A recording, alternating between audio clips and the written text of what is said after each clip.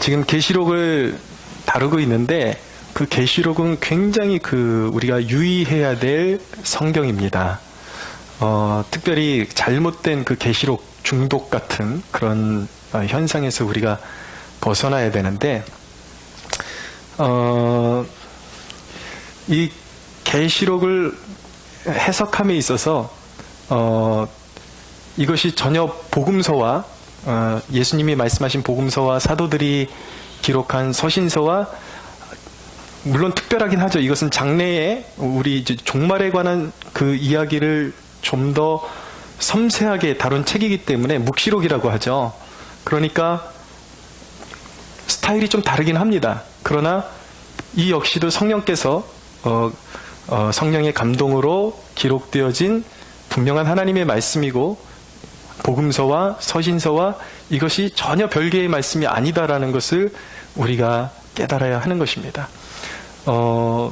계시록은 굉장히 그 해석이 이렇게 다양하게 나올 수 있는 여지가 있기 때문에 정확한 해석을 도출하기가 결코 쉬운 책이 아닙니다.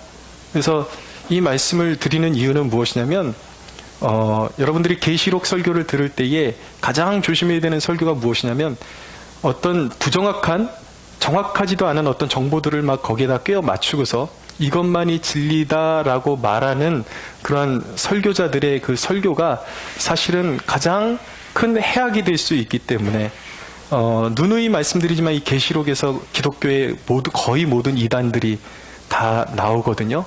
그러니까 유의하셔야 되는 거예요. 자, 왜 그것을 유의해야 되는지 한 가지 예를 제가 들어드리겠습니다. 1절을 보십시오.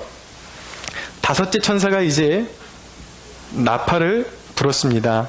이제 그 어린 양이 예수 그리스도께서 천상에서 인을 하나씩 떼셔서 일곱째 인에서 이제 일곱 나팔 재앙이 시작됐죠. 그 일곱 나팔 재앙 중에서 지금 다섯째 천사가 나팔을 부는 거예요. 그랬더니 어떻게 되었습니까? 하늘에서 땅에 떨어진 별 하나가 있는데 라고 말하고 있습니다. 그가 무저갱의 열쇠를 받았더라 라고 말씀하고 있습니다. 자, 이 하늘에서 땅에 떨어진 별이 과연 어떤 존재이냐라는 해석, 그가 무저갱의 열쇠를 받아서 무저갱을 열었는데 그가 누구냐라는 해석도 이 복음주의의 건강한 신학을 이렇게 주장하는 분들 안에서도 양 갈래로 갈라집니다. 근데 다 타당성이 있어요. 고대의 신학자 중에 유명한 터툴리안이라는 신학자는 이 구절을 해석할 때에 이사야서 14장 12절을 근거로 해서 거기에 보면 하늘의 계명성이라는 것이 나오거든요. 그게 이제 하늘에서 별이 떨어졌다. 그게 뭐냐면 하나님의 자리를 넘보던 천사가 저주를 받아서 땅에 떨어져서 이제 사탄이 되었다라는 그것을 증명하는 구절이 있습니다.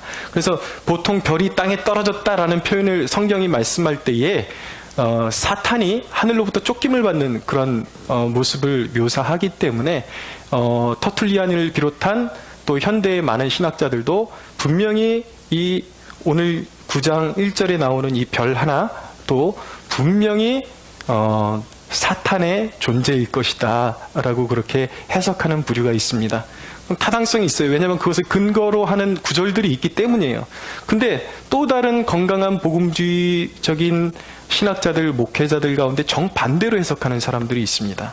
그 사람들은 요한계시록 20장 1절을 근거로 해서 이제 20장 1절에 보면 또 내가 보매 천사가 무저갱의 열쇠와 그 큰 쇠사슬을 그의 손에 가지고 하늘로부터 내려왔다. 여기 보면은 20장 1절에 보면은 이것이 사탄이 아니라 하나님 편에 속한 그런 천사로 묘사가 되고 있기 때문에 또 다른 복음주의권의 성경 해석자들은 이 별이 사탄이 아니라 천사 중에 한 명이다라고 해석하는 사람들이 있습니다.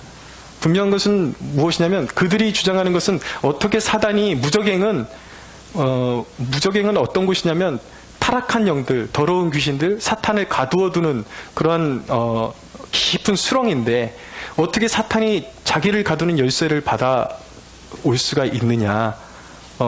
이건 말이 안 된다. 그래서 그렇게 해석하시는 분들이 있습니다. 근데 여러분 드리고 싶은 말씀은 뭐냐면 요한계시록을 볼 때 이것이 사탄이냐 천사냐 이게 골자가 아니라는 걸 아셔야 돼요. 그런데 많은 사람들이 그런 쪽에 함몰돼서 벗어나지를 못하고 자기 해석이 가장 절대적인 것처럼 그렇게 오류를 범하기도 하는데 그렇기 때문에 계시록을 절대화시키는 것은 가장 위험합니다. 그러나 중요한 것은 무엇이냐면 여기서 이 별 하나가 천사이든지 사탄이든지 관계없이 이 본문을 통해서 우리에게 우리 시대에게 주시는 영적인 메시지, 영적인 흐름, 이것은 절대적으로 우리에게 주시는 복음서와 같이 동일하게 주시는 메시지가 있다라는 것, 그 메시지를 받는 것이 중요한 것이지 이것이 과연 무엇을 의미하는 것이냐, 거기에 함몰돼서는 안 된다라는 것을 말씀드리고 싶은 것입니다. 그래서 건강하게 이 계시록을 통해서 제가 분명히 말씀드리지만 제가 지금 설교하는 것도 절대적이지 않아요. 이 계시록을 풀어드리는 것도 절대적인 것은 이 성경 본문 자체가 절대적인 것입니다. 그래서 제가 여러분들에게 적용해서 말씀드리는 것은 이 계시록을 통해서 이 시대를 바라보고 이 시대의 죄악들 그리고 하나님이 우리에게 향하신 메시지를 전하는 것이지, 제가 설교단에서 전하는 이 메시지가 이 성경만큼 권위가 있는 것은 아니다라는 것을 말씀드리고 싶은 거예요. 그래서 이 계시록은 각 시대마다 다르게 보일 수가 있어요.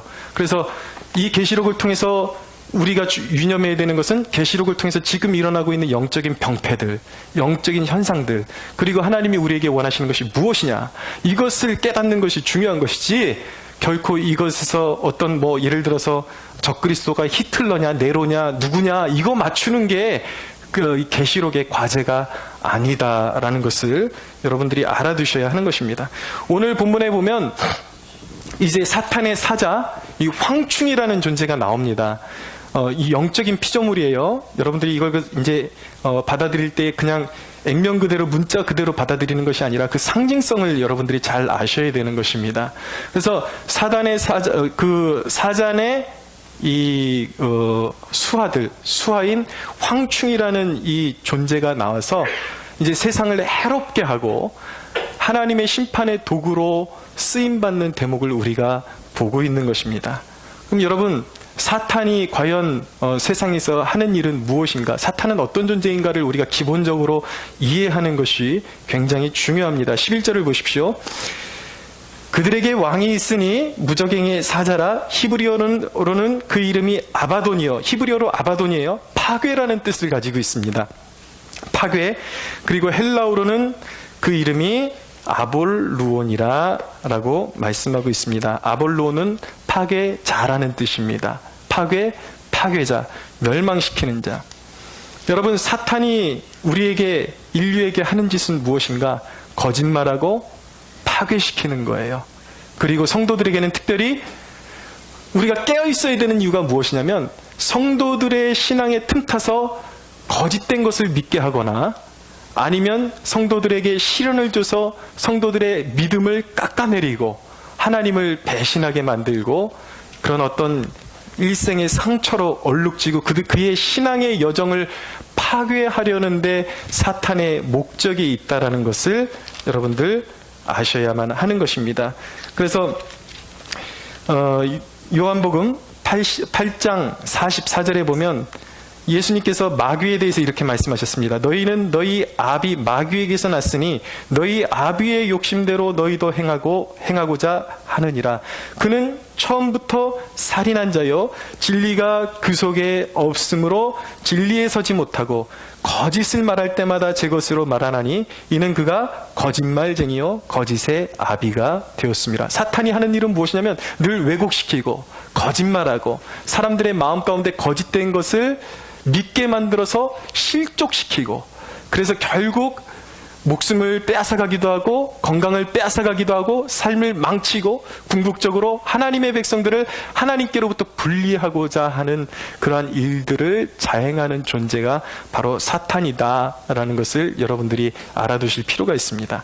근데 분명한 것은 무엇이냐면 많은 사람들이 오해하기를 하나님이라는 신이 있고 사탄이라는 악한 신이 있다라고 그렇게 오해를 하고 있는데, 이 세상의 신은 오직 우리가 믿는 삼위일체 하나님 한 분뿐입니다. 믿으십시오. 절대적인 신은 하나님 한 분뿐이고, 이 사탄이라는 존재는 하나님의 피조물인 천사가 하나님의 자리를 넘보다가 타락해서 쫓김을 받은 존재가, 저주받은 영적인 존재가 바로 사탄이요, 그들의 쫄개가 바로 귀신이라는 것, 이것을 알아둘 필요가 있는 것입니다. 그러니까 하나님과 같은 선에 두시면 안 되는 거예요. 사탄은 하나님의 피조물이고 저주받은 존재에 불과한 것입니다. 이것을 깨달으셔야 돼요. 이 정보가 여러분들이 영적인 싸움을 하는데 엄청난 그런 어떤 그 역할을 하기 때문에, 여러분들, 내가 이미 사탄보다 강한 존재를 모시고 살아가는 존재라는 것을 믿고 살아가는 게 여러분들에게 더 도움이 되겠습니까?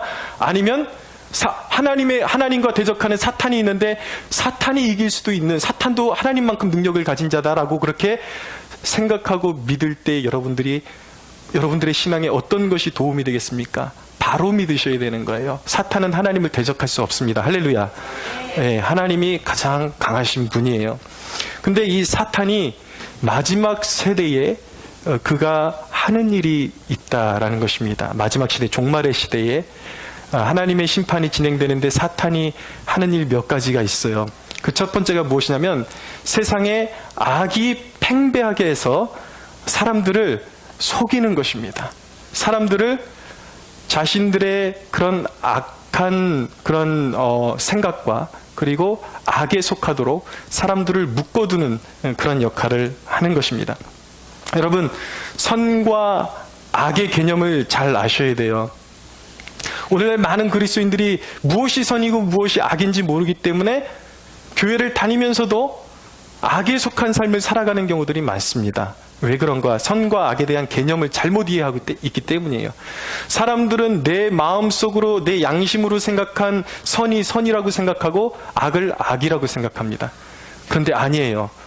하나님의 말씀은 무엇이 악인가? 하나님의 계명에서 벗어난 것을 악이라고 하는 것입니다. 죄라고 하는 거예요. 때로는 그것이 사람의 생각에는 옳아 보이는 것일 수도 있어요. 그러나 그것이 하나님의 말씀이 아니다, 그것은 죄악이라고 말씀하면 그건 악인 거예요. 죄인 거예요.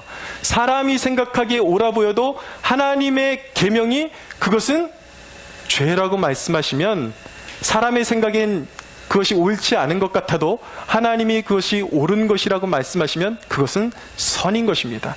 선과 악을 구별하는 기준은 인간의 생각이 아니라, 내 양심이 아니라 하나님의 말씀이라는 것을 여러분들이 깨달을 필요가 있는 것입니다. 여러분, 지금 이 시대의 트렌드, 사회적인 트렌드가 무엇입니까? 차별하면 안 된다라는 거예요. 그래서 어떻게 합니까? 많은 사람들이 동성애 허용해야 돼. 동성애자들한테 차별을 하면 안 돼. 낙태도 허용해야 돼. 여자들이 자기 몸을 주장할 수 있는 권리가 있어. 그러면서 차별하면 안 된다. 그러니까 언뜻 보기에는 이게 굉장히 인간적으로는 매력적이에요. 그러니까 교회 안에 있는 사람들도, 맞아, 하나님이 사랑이신데 어떻게 하나님의 사람들이 사람을 차별할 수가 있어? 차별 안 돼. 그러니까 세상 사람들이 말하는 차별하면 안 된다라는 것과 그것이 선인 줄 알고 거기에 동조를 해버리는 것입니다. 그러나 하나님의 말씀, 하나님의 계명은 무엇이라 그러는가? 악한 것까지 품는 것을 선이라고 말하지 않습니다. 하나님은 분명히 동성애를 죄라고 못 받고 있어요. 성경 말씀은. 차별해서, 우리는 근본적으로 차별해서는 안 되지만 그 차별이라는 것이 세상 사람들이 말하는 차별하지 않는 것이 아니라 하나님의 관점으로 진짜로 불쌍한 사람을 긍휼히 여기는 그 차별하지 않음, 그것이 되어야 되는데, 오늘날 이 시대에는 세상이 사람들을 속이고 있단 말이에요. 악을 선으로 포장하고 있단 말입니다. 근데 많은 그리스도인들이 속아 넘어가고 있어요. 여러분, 세상이 옳다고 한다 할지라도 하나님의 말씀이 그것을 악이라 그러면 우리는 거기서 구별되어야 하는 것입니다. 할렐루야. 우리는 그렇게 구별되는 존재로 부름받았어요. 자, 오늘 말씀 보십시오. 오늘 말씀에 보면은 9장 1절 2절 보십시오. 눈으로 따라오십시오. 다섯째 천사가 나팔을 불매 내가 보니 하늘에서 땅에 떨어진 별 하나가 있는데 그가 무저갱의 열쇠를 받았더라. 그가 무저갱을 열었습니다. 그 구멍에서 큰 화덕의 연기 같은 연기가 올라오매 해와 공기가 그 구멍의 연기로 말미암아 어두워졌다라고 말씀하고 있습니다. 자, 이 한 존재가, 어떤 천상의 존재가 무저갱을 열었어요. 아까 말씀드린 것처럼 무저갱은 사탄과 그리고 더러운 영들을 가두어대는 그 끝이 없는 깊은 수렁을 이야기할 때 무저갱이라고 말하는 것입니다. 근데 그 무저갱을 열었더니 거기서 연기가 올라와요. 화덕의 연기 같은. 그것이 악의 기운인데 그 악의 기운이 빛을 차단시켜버려서 세상이 어두워졌다라는 것을 말씀하고 있는 것입니다. 여러분, 옛 유능한 설교자들이 늘 이야기하기를 언젠가 분명히 무저갱이 열린 것처럼 악이 팽배하고 기승하는 날이 올 것이다 라고 그렇게 이야기를 했습니다. 이 무저갱이 열리면 온갖 악이 세상에 창궐하기 시작하면서 문제는 무엇이냐면 사람들의 인식을 어둠에 가둬둬서 총명을 잃게 만들어버리는 거예요. 사람들이 총명의 빛을 잃어버립니다. 그래서 어떤 현상이 일어나냐면 하나님이 말씀하시는 것을 선을 악으로 알게 되고 분명히 하나님이 보시기에 악인데 그것을 선하다 하며 사람들이 그것을 쫓아가는 날이 올 것이라는 거예요. 여러분, 이 말씀 들으면 오늘날 이 시대와 너무나도 같다라는 것을 우리가 깨달아야 합니다. 경각심을 가져야 하는 것입니다. 오늘날 우리 세대만큼 무저갱이 열린 것 같은 악한 시대가 어디 있습니까? 그런데도 불구하고 사람들은 악을 선으로 알고 옹호하고 있다라는 것입니다. 안타까운 거예요. 여러분, 이 나라의 국무총리가 이낙연이라는 사람인데 이 사람이 케냐의 그 동포들 모이는 모임에 가서 그 강연의 자리에서 뭐라고 했는지 아십니까? 저 북한의 독재자 김정은을 향해서 정말 이제야말로 백성들의 생활을 가장 중시하는 지도자다운 지도자가 나타나셨습니다 라고 말했어요. 여러분, 김정은이 선입니까? 공산주의가 선입니까? 김정은이 젠틀한 민족의 지도자입니까? 정말 백성의 생활을 책임지는 지도자입니까? 최근에도 자기 회의석상에서 졸았다고 공개 처형을 시킨 사람이 김정은이에요. 수많은 사람들을 처단하고 수많은 기독교인들, 아직도 수십만의 기독교인들이 김정은 체제 아래서 정치범 수용소에 갇혀서 피눈물을 흘리고 있다는 사실을 아십니까? 그런데 어떻게 오늘날 수많은 그리스도인들이 김정은을 괜찮은 사람으로 옹호할 수가 있고 또 사회주의, 공산주의가 괜찮은 건 줄 알고 교회에 있는 사람들이 오늘날 북한의 악한 정권과 이 나라가 하나의 연합을 이룬다라는 그 사실을, 이것을 진짜 평화라고 믿을 수가 있냔 말이에요. 누가 해놓은 것입니까? 이런 것이 바로 사탄이 어두움이 창궐할 때 일어나는 일이라는 거예요. 우리 그리스도인들이 그런데 속아 넘어가서는 안 되는 거예요. 수십만의 기독교인들의 눈물을, 여러분들 자료가 다 있습니다. 지금 이 순간에도요, 북한에서 예수 믿다 걸리면 새로 개발되는 무기의 실험 대상으로 사람을 매달아 놓고 죽이는 대상이 되는 거예요. 그런데 어떻게 김정은이 백성을 위하는 지도자, 여러분 문제는 무엇이냐면 이 나라의 백성들이 그런 사람들을 민족의 지도자로 뽑아놨다라는 거예요. 이것이 불행한 것 아닙니까, 여러분? 많은 사람들이 강단에서 이런 일을 하면, 이런 얘기를 하면 왜 당신은 정치 얘기를 하느냐 그래요. 이건 정치 얘기가 아니에요. 영적인 얘기예요. 악이 풀어졌기 때문에 화덕에서 연기가 나와서 무저갱에서 연기가 올라와 사람들의 눈을 가려버렸기 때문에 악을 선하다 하는 것입니다. 여러분들, 그런 사람들을 정권에 올려놓은 사람들이 누구입니까? 오늘날 수많은 그리스도인들 아니에요? 네? 그리스도인들만 정신을 차렸어도 어떻게 김정은을 노골적으로 찬양하는 그런 인간들이 어떻게 오늘날 정권을 잡고 백성의 지도자라고 그렇게 설 수가 있냔 말이에요. 오늘날 이 시대를 보십시오. 동성애가 그것은 자연적인 것이라고. 오늘 아침에도 제가 기사를 봤는데 이제는 어린아이들 교과까지 동성애가 진정한 애틋한 사랑이라고 포장시켜서 만화로 그려서 배포되는 것까지 자료가 나온 것이 나왔더라고요. 보니까 어른들의 시각으로 남자아이들끼리 우정을 갖는 것을, 그것을 그냥 단순한 우정으로 치부하지 말아라. 거기에는 사랑이 있다. 그러면서 동성애를 가르치는 거예요. 여러분, 사람이 짐승처럼 성적인 교합을 갖는 것을 어린 아이들에게까지 가르치는 것을 허용을 해야 합니까? 근데 오늘날 수많은 교회 안에 있는 그리스도인들이 동성애는 죄가 아니다, 그들을 차별하면 안 된다, 그러면서 차별금지라는 그 단어에 속아서 차별금지법을 통과시키는데 하나가 되고 있지 않습니까? 낙태도 괜찮다. 문제가 뭔지 아십니까? 동성애를 합법화시키면 그 다음 단계는 어디로 가는가? 소아성애라는 것이 있습니다. 소아성애가 뭔지 아십니까? 내 성적인 취향에 따라 나보다 훨씬 어린, 지금 예를 들어서 30, 40대가 10대의 어린아이들, 10대의 남자아이들, 아니면 10대보다 더 어린 7살, 8살 된 아이들을 성적으로 성폭행을 해도 합법화가 되는 거예요. 지금 거기까지 진행되고 있습니다. 근데 그것을 차별하면 안 된다라는 이유로 많은 그리스도인들이 그 사람들의 편을 들어주고 있단 말이에요. 여러분, 정치인들에게 속지 마십시오. 차별금지라는 그런 단어를 들을 때에 차별하면 안 되는 것이지, 거기까지만 보지 마시고 그들이 주장하는 내용이 뭔지를 파악을 하셔야 된단 말이에요. 그래야 악에 동종하지 않는 그리스도인이 될 수가 있는 것입니다. 요즘 대학가에 보면은 2018년도 막시즘 세미나에서 공공연히 막시즘 세미나가 이루어지고 있어요. 막시즘이 뭔지 알아요?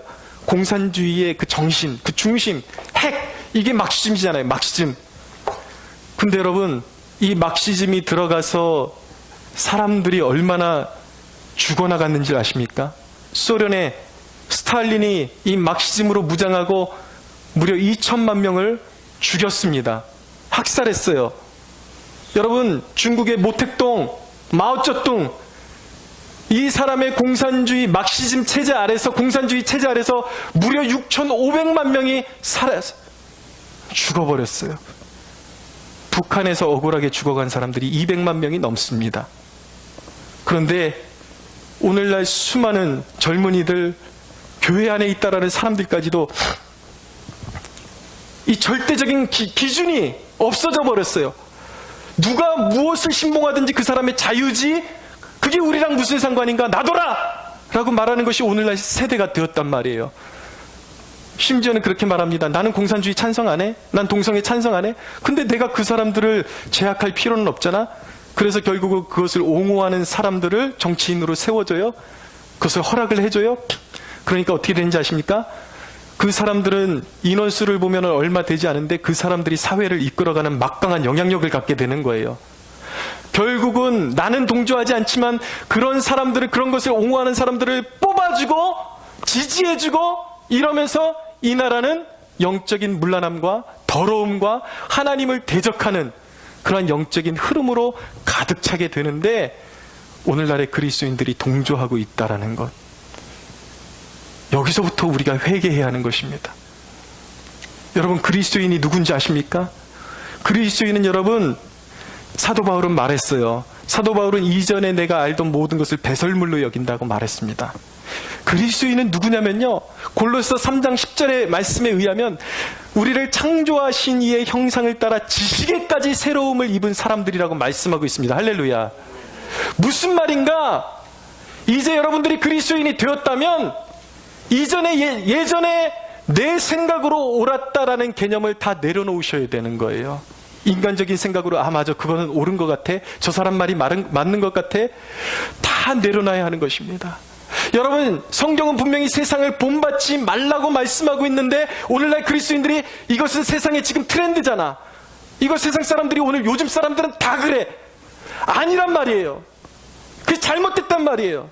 그것이 하나님 앞에 죄란 말입니다. 깨달아야 하는 것입니다. 우리 그리스도인들은 하나님의 말씀으로 세상을 새롭게 바라보는 관점을 가져야 하는 것입니다. 우리 그리스도인들은 모든 것들을 세상이 우리에게 심어주는 대로 바라보는 것이 아니라 하나님의 말씀으로 다시 바라보는 사람이에요. 믿으십시오? 사랑하는 여러분, 세상을 하나님의 말씀으로 다시 바라보는 법을 배우십시오. 무엇을 생각할 때 그것이 드라마에 나왔기 때문에, 그것이 요즘 뉴스에 나오기 때문에 그것이 옳아. 세상 사람들이 이것은 요즘 사람들이 사는 방식이야, 그렇기 때문에 그건 틀리지 않았어가 아니라 하나님의 말씀으로 그것이 옳은가 맞는가 투영해서 세상을 바라보는 방식을 배울 수 있게 되기를 바랍니다. 왜 그것을 배우는 것이 중요합니까? 그것을 배우지 않으면 심판받는 거예요. 멸망의 길로 걸어가게 되어 있는 것입니다. 여러분, 사탄이 두 번째로 하는 일은 무엇입니까? 거짓 종교의 탈을 쓰고 사람들을 미혹시키는 것입니다. 오늘 이 황충에 대한 기사를 해석할 때에 여러 분야로 관측하는 학자들이 있습니다. 그 중에 하나가 무엇이냐면 이 황충이 이 거짓된 진리를 퍼뜨리는 존재로 그렇게 해석하는 경우들도 있습니다. 근데 어느 정도 타당성이 있어요. 근데 그것이 현실로 분명히 주님도 말씀하셨어요. 예수님도 마지막 세대가 되면 거짓된 진리로 사람들을 미혹하는 세력이 일어날 것이다. 우리가 깨어 있어야 되는 것입니다. 오늘날 교회 안에 건강한 구원론을 잃어버렸어요. 그러니까 어떻게 됩니까? 사람들이 교황의 선한 이미지를 보면서 그 사람이 진정으로 하나님의 사람이라고 말하는 사람들이 있습니다. 오늘날 건강한 교회 안에도 교황이야말로 진짜로 하나님을 믿는 선한 사람 아닌가? 대표적인 사람 아닌가? 그렇게 말하는 사람들이 있어요. 그런데 여러분, 그의 선한 이미지를, 눈가에 미소를 띠고 있는 그 이미지, 그리고 사람을 뭔가 차별하지 않고 품어주는 듯한 이미지에 속아서는 안 되는 거예요. 우리가 진정한 그리스도인이라면 그 안에 진정한 진리가 있는가를 바라봐야 되는 거예요. 여러분, 지금 캐톨릭은 가장 공산주의와 사회주의와 깊은 연대를 이루면서 사회를 사회주의화 시키려는데 앞장서고 있습니다. 심지어 교황은요, 구원의 길이 예수 외에도 다른 곳에도 있다라고 인정하는 흐름으로 가고 있습니다. 이것을 종교다원주의라 그래요. 우리 그리스도인들, 우리가 진정한 하나님의 자녀들이라면 우리는 결코 종교다원주의를 인정할 수 없는 것입니다. 할렐루야. 근데 교황이 그러고 있어요. 그의 선한 이미지에 속아서는 안 되는 거예요. 종교라는 탈을 쓰고 그것이 진리인 것처럼 다가오는 세력들에 대해서 오늘날 우리 그리스도인들은 깨어 있어야 하는 것입니다. 이제 우리 세대에는 진리가 왜곡되고 악과 평화라는 이름으로, 평화라는 이름을 앞세워서 악과 연대하는 것을 마치 교회의 진정한 사역처럼 왜곡시키는 시대가 되었고, 앞으로 더 그런 날이 더 깊게 우리에게 도래할 것입니다. 그런데 여러분, 우리가 그런데 속으면 안 되는 거예요.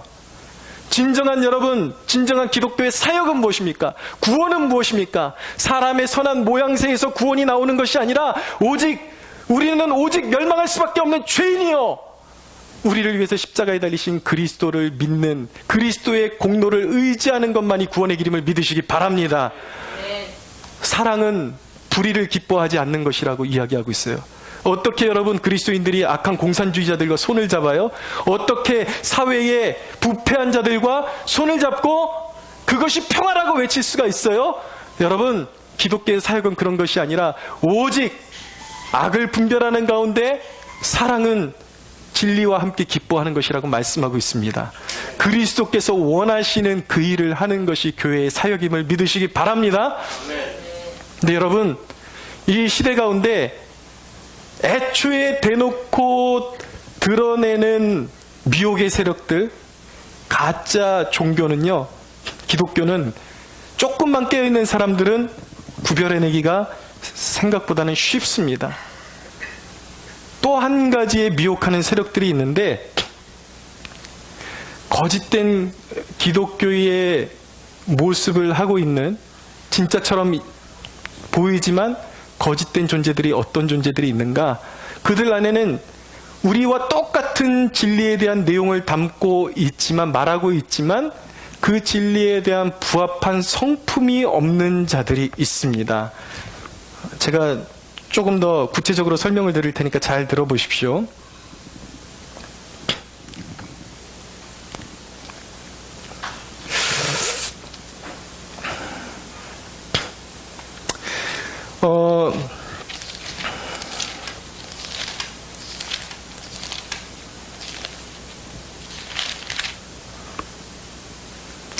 사도행전 17장 5절에 보면 바울이 데살로니가에서 사역을 하는데, 복음을 전하는데, 그러나 유대인들은 시기하여 저자의 어떤 불량한 사람들을 데리고 때를 지어 성을 소동하게 하여 야손의 집에 침입하여 그들을 백성에게 끌어내려고 찾았으나 라고 말씀하고 있어요. 유대인들이 누구예요? 하나님을 믿는 사람들이었잖아요. 근데 바울을 해하기 위해서 저자의 불량한 사람들과 손을 잡고 때를 지어서 폭동을 일으켜요. 그 바울을 잡아서 죽이려고 합니다. 문제는 무엇이냐면, 자, 이 유대인들에게는 하나님을 믿는 믿음이 있었어요.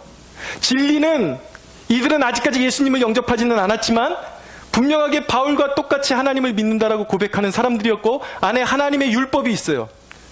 그런데 여러분, 그들의 믿음의 내용은 같은 것을 소유하고 있었지만 그들이 자신들의 목적을 이루기 위해서는 불량배들하고 손을 잡는다라는 거예요. 바울을 죽이기 위해서 거짓과 음해를 하고, 그리고 사람들을 선동시켜서 일방적으로 죽이려고 하는 이런 일들이 있다라는 것입니다. 오늘날 조심해야 되는 기독교의 세력들이 무엇입니까? 그들도 십자가를 말합니다. 부활을 말합니다. 그리고 우리와 똑같은 진리들을 말해요. 그런 사람들이 있어요. 그런데 문제는 무엇이냐면, 자기들의 소정의 목적을 이루기 위해서 자신들이 주장하는 어떤 것들을 성취해내기 위해서 거짓말을 만들어내고, 어떤 사람들을 모함을 하고 그 사람들을 깎아내리고 폄하시키는 이러한 세력들이 있다라는 것입니다. 다른 교회를 죽이기 위해서, 자기와 경쟁이 되는 어떤 교회를 죽이기 위해서 전혀 사실이 아닌 이미지들을 조작해내서 그 교회에 참소하고 돌을 던지고 사역자들을 음해하고 영적으로 죽이는 존재들이 있다라는 것입니다. 근데 여러분, 우리가 신앙생활하면서 조심해야 되는 것은 무엇이냐면, 진짜처럼 보이는 사단의 미끼도 있다라는 것을 아셔야 돼요. 여러분, 미끼로 쓰여지는 지렁이가요, 진짜일 수 있어요. 그러나 그것이 잘 보면 자연산이 아니라 사람이 살아있는 지렁이를 안에다 갖다 두는 이유는 무엇입니까? 물고기를 잡아서 회 떠먹으려고 그것을 놓는 거예요. 마찬가지로 사탄이 하는 일은 무엇이냐면, 진짜처럼 보이는 일을 만들어내서 그것을 보여줘서, 근데 부분적으로만 보게 만들어서 사실을 왜곡시키고, 그리고 전체를 보게 만드는 것이 아니라 한 부분만 보게 만들어서 왜곡시키고, 그리고 그것을 잘못된 진리에 빠져들게 만드는 그러한 일이 사탄이 하는 일이라는 것을 깨달아야 되는 거예요. 그래서 여러분들, 단순히 우리와 똑같은 십자가를 말하고 복음을 말한다 그래서 무조건 맹신하면 안 되는 것이고, 그들의 열매를 보셔야 되는 거예요. 그들의 목적을 성취하기 위해서 그들이 어떤 일을, 어떤 태도를 보이고 있는가.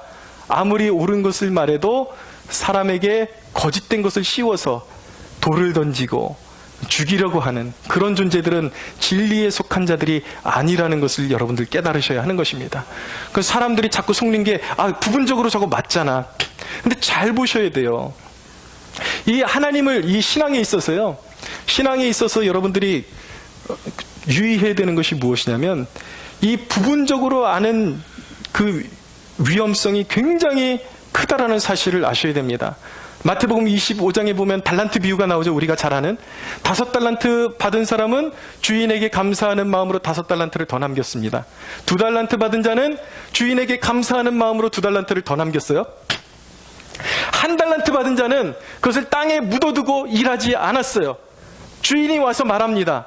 주인이 와서 말하기를 너는 왜 일하지 않았느냐 라고 말하니까 이 한 달란트 받은 종이 말하는 것이 무엇이냐면 주인은 굳은 사람이라, 마음이 굳은 사람이라, 당신은 완고하고 너무 강하기만 하고 일을 해도 제때에 삭슬 주지 않는 그런 사람으로 내가 보았습니다. 그렇기 때문에 나는 일하지 않고 그냥 묻어두었습니다. 그랬더니 주인이 뭐라 그래요? 악하고 게으른 종아라고 말씀하죠. 여러분, 사탄이 하는 일이 무엇이냐면요, 하나님의 어떤 면을 보게 합니다. 하나님에게 굳센 면이 있고 강인한 면이 있어요. 악에 타협하시지 않는 그런 절대적인 공의의 면이 있어요. 그런데 사탄은 하나님에 대한 왜곡된 시각을 주어서 하나님을 두렵게만 만드는 거예요.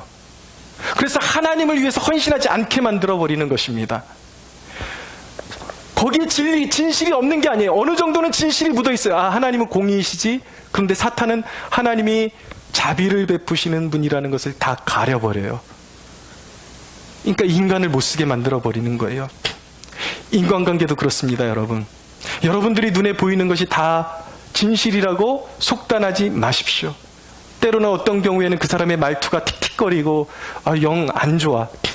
근데 이미 그것만으로 그 사람의 모든 것을 판단하고 저 사람은 저렇기 때문에 내 삶에는 전혀 유익이 안 되는 사람이야 라고 그러고 딱 재단해 버릴 수가 있어요.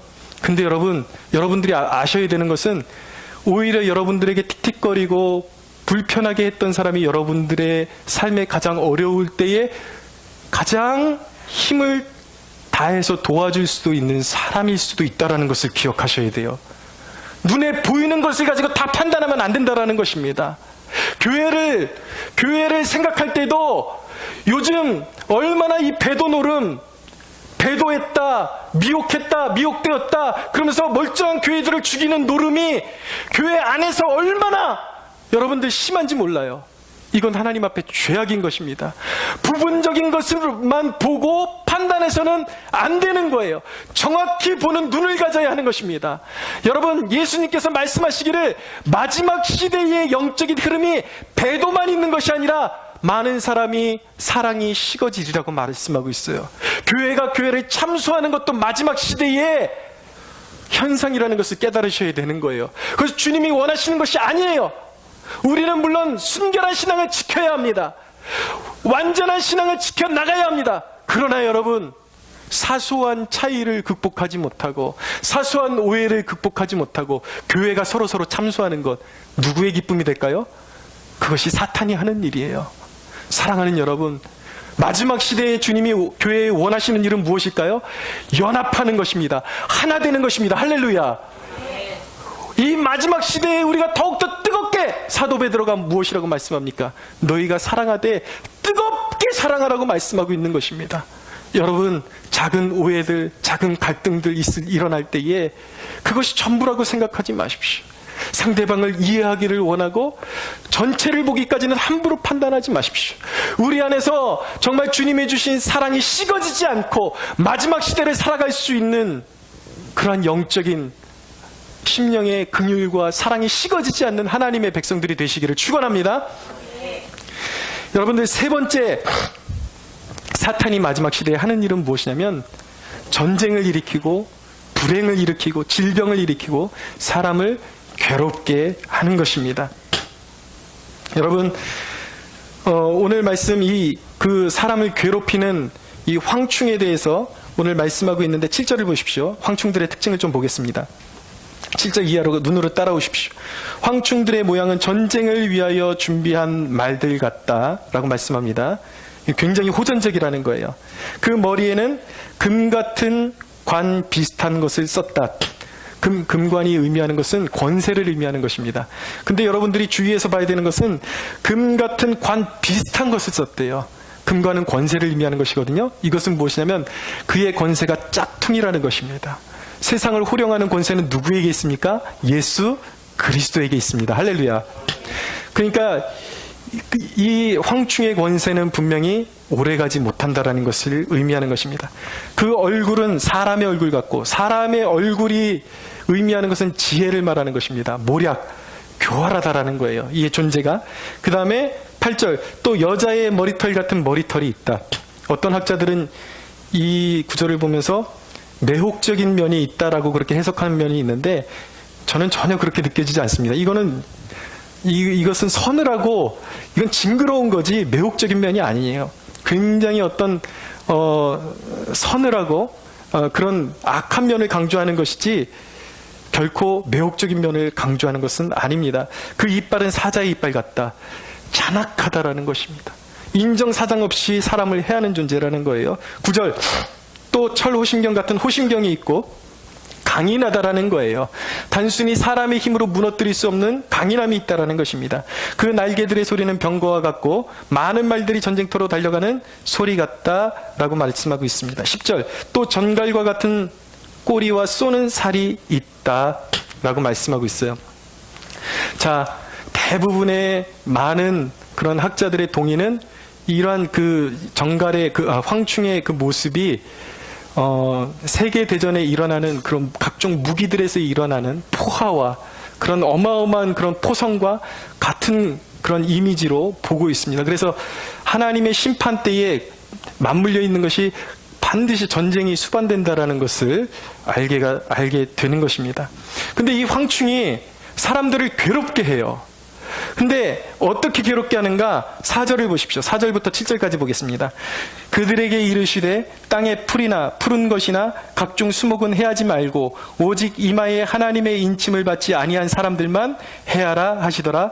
그러나 그들은 죽이지는 못하게 하시고 5달 동안 괴롭게만 하게 하시는데 그 괴롭게 함은 전갈이 사람을 쏠 때에 괴롭게 함과 같더라.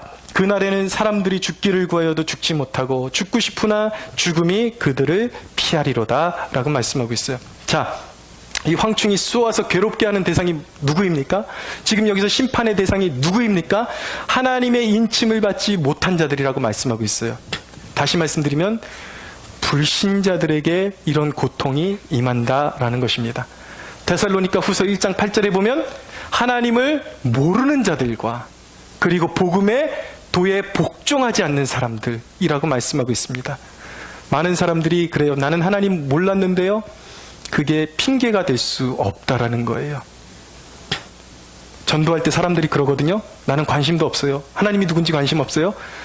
그렇다고 해서 심판을 피해갈 수 있는 게 아니라는 것입니다. 모든 인류에게, 모든 불신자에게 하나님의 심판이 도래한다라는 것입니다.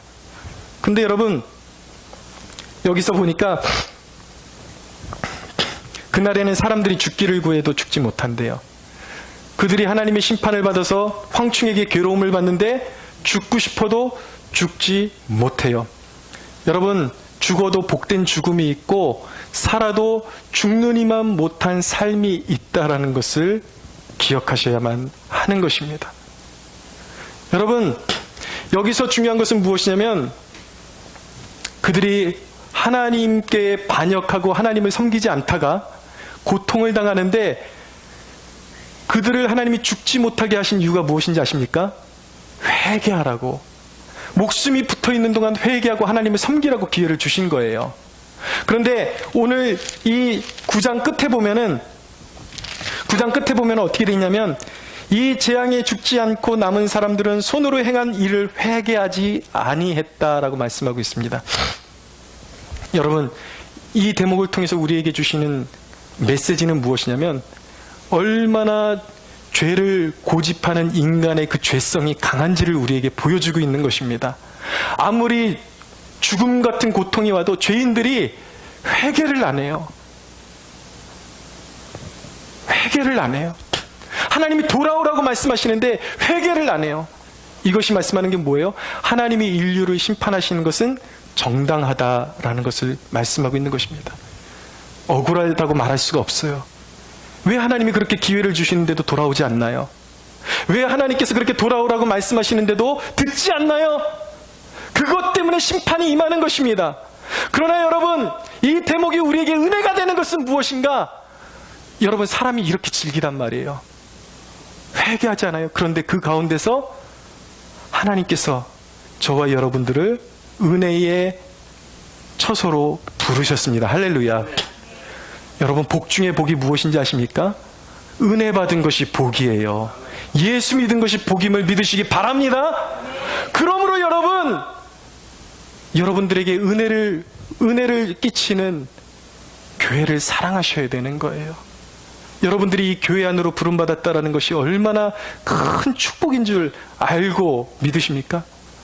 여러분, 교회는 단순히 한 주일에 한 번 나와서 예배를 해치우고 나가는 그런 곳이 아니에요. 이곳은 은혜의 성산이에요. 하나님의 은혜가 흐르는 곳입니다. 이곳은 하나님 앞에 헌신하는 백성들 하나님께서 지켜주시고 환난을 면하게 하신다라고 약속하고 계십니다. 할렐루야. 그런데 여러분, 왜 교회에서 헌신하고 여러분, 왜 하나님의 집을 돌보는 것을 아까워하고 시간을 아까워하고 그렇게 몸을 사리십니까? 여러분, 인생에 남는 것, 여러분 보세요. 이 지금 불신자들이 벌을 받고 있는 거거든요. 세상의 쾌락을 좋아하고 사탄에게 종노릇했던 사람들 사탄이 보호해 주는 줄 아십니까? 사탄이 지금 괴롭히고 있어요. 이들이 멸망으로 몰아가고 있어요. 여러분들을 지켜주실 수 있는 분은 오직 예수 그리스도, 오직 하나님 한 분임을 믿으시기 바랍니다. 근데 여기 한 가지 마지막 메시지가 있습니다. 황충이 사람들을 괴롭게 하는데요, 그들의 권세는 한정되어 있다는 것을 말씀하고 있습니다. 5절을 보십시오. 그러나 그들을 죽이지는 못하게 하시고 5달 동안 괴롭게만 하게 하시는데, 여러분, 5달 동안만 하나님께서 이 황충을 사용하셔서 사람들을 괴롭게 하신다라는 사실을 유의해서 보십시오. 여러분, 아까도 말씀드렸지만 세상을 통치하시는 분이 누구십니까? 지금 사단을 명해서 불신자들을 벌하고 계신데 그것을 철저히 통제하시고 기간까지 정하시는 분이 누구십니까? 우리 하나님이십니다. 할렐루야. 그러므로 여러분, 감히 하나님과 사탄을 같은 선상에 두지 마십시오. 우리는 누구의 소생입니까? 하나님의 소생입니다. 할렐루야. 세상이 우리를 당할 수 없어요. 여러분, 보십시오. 그런데 이 황충의 해를 피하는 사람이 누구입니까? 유일한 피난처는 어디입니까? 4절 끝에 보십시오. 오직 이마에 하나님의 인침을 받지 아니한 사람들만 해하라 라고 말씀하고 있습니다. 여러분, 우리가 그리스도를 사랑하는 존재로 부름받았다라는 이 정체성의 위대함을 믿고 계십니까? 예수님께서 말씀하셨습니다. 너희가 세상에서는 환난을 당하나 담대하라, 내가 세상을 이겨노라. 할렐루야. 예수 안에 있는 것이 축복이에요. 여러분, 세상은 화려해 보여도 하나님의 심판이 임하는 날 그들은 피할 곳이 없습니다. 그러나 여러분, 세상에서 초라해 보여도 예수 안에 있는 자들은 하나님께서 그들의 안전을 죽을 때까지 영원토록 지켜 보호해 주십니다.